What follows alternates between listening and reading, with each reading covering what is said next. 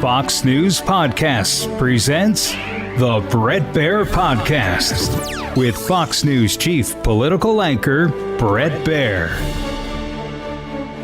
It is my great honor today to speak on the floor for the first time as a United States Senator. I'm here to work hard and do this job, and I'll work with anyone who offers common sense solutions on how to best move this country forward. Now, as my time here comes to an end, I want you to know that my belief in the potential of this institution and each and every one of you that represent it remains as strong as ever.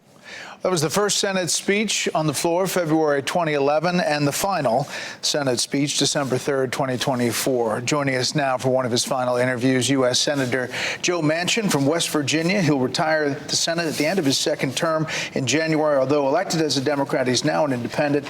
Senator, you hear those two speeches. What do you think? Well, I want to think that I finished the way I started, trying to bring the place together.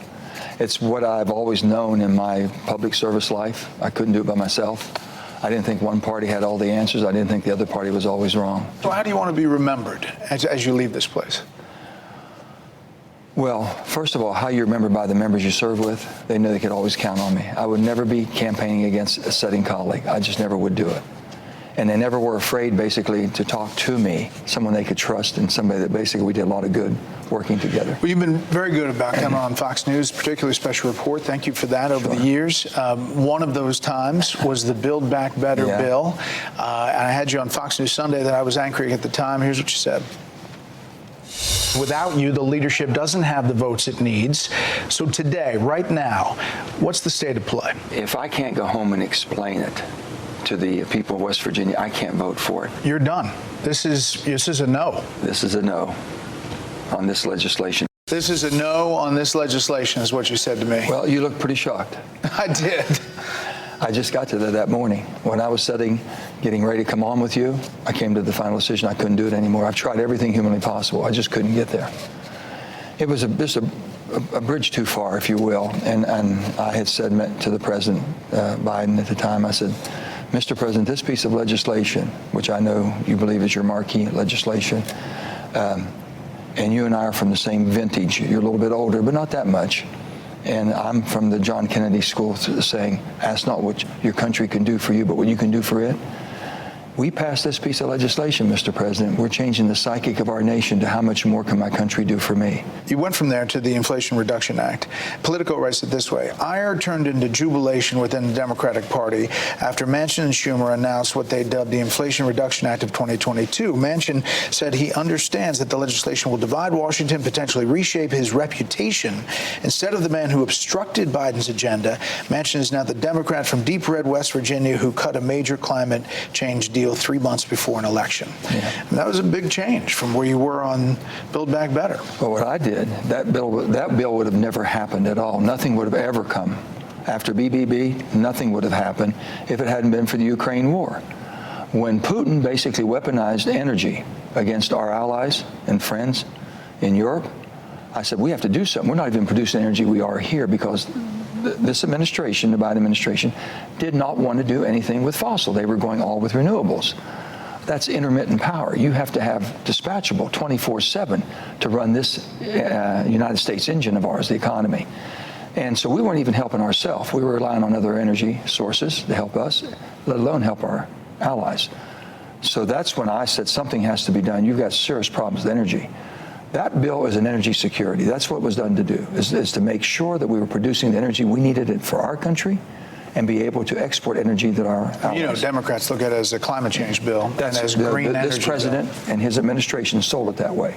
Never once until 1 month before this past election, they even talk about we're producing more energy than ever in the history of our country, more than anybody in the world. More gas, 38 trillion cubic feet. More oil, 4.7 billion barrels of oil. We've done more as far as LNG, up to about 12 billion cubic feet a day, and we're going to go to 26. They never talked about that because it was always being pushed from the left. I never thought that. I thought they would just accept a bill that we wrote, but they've tried to change it at every iteration they possibly could to implement something they didn't pass. So is Washington broken as you're leaving here? It's as challenging as I've ever seen it. I say in broken, I don't know how you could break America. I think our Resolute is so strong. I think we as Americans aren't going to let that happen. We'll hear more after this. Now, is it been tested and is it being pushed as far as we possibly have ever done? Yeah, I think so. And what's the purpose? The purpose is to serve. Public service is not at the forefront of a lot of people's mind when they go into public life. It's sometimes fame and fortune. It could be an awful lot of things. The bottom line, I've always said, in West Virginia, we can shake your hand, look in your eyes, and see your soul. I can tell if you're in it for yourself or for me. If I'm with you, I'm fine. If it's all by you, no, I'm going to find somebody else. Here, it's very hard. It's camouflaged pretty well, and there's too much money coming into it. You got a new thing as you're leaving here with Senator Peter Welch to establish Supreme Court term limits, 18 years. Why is that important? We're sitting in this hearing room where Supreme Court nominees are vetted and become justices oftentimes. Why is that important?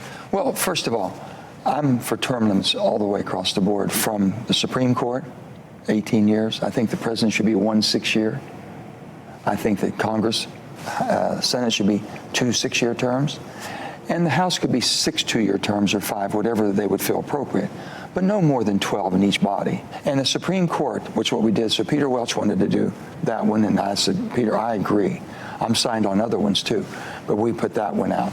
And that basically is saying that, 20, 30, 40 years on the bench, things change, okay? The whole dynamics of who we are as a people, the culture changes. You've got to have people up with the times too.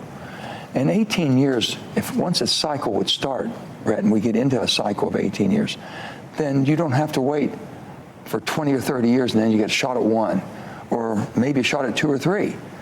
You would have a systematic movement. So every administration would have probably at least 1 or 2 down the road once that cycle gets into place. Even though the founders thought it was important to have lifetime appointments. Well, like I say, things have changed. Time changes things. What's next for you? You foresee any politics in your future? I don't foresee elected official. I mean, you never say never. You never know. But no, I think at my life right now, I've learned enough how the place works and what doesn't work. I think I can counsel a lot of people and try to help them a little bit.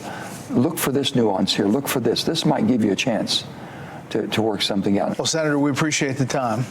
Thank you and good luck. Well, it's been great. I look forward to working with you in the future in some way and talking about things that's important to the country and trying to help my colleagues come together. There's not a bad person up here. There's not a person who come here for the right reason. They get pulled away at times. They just got to sit down and think, okay, what's my purpose? And I'll tell you, it's a good day when you can go home and you said, I did the best I could, and I think I made a difference and helped some people's lives. We'll see if we can get to some common ground. I think we can. I think that's the way it's designed. Listen ad-free with a Fox News Podcast Plus subscription on Apple Podcasts, and Amazon Prime members can listen to this show ad-free on the Amazon Music app.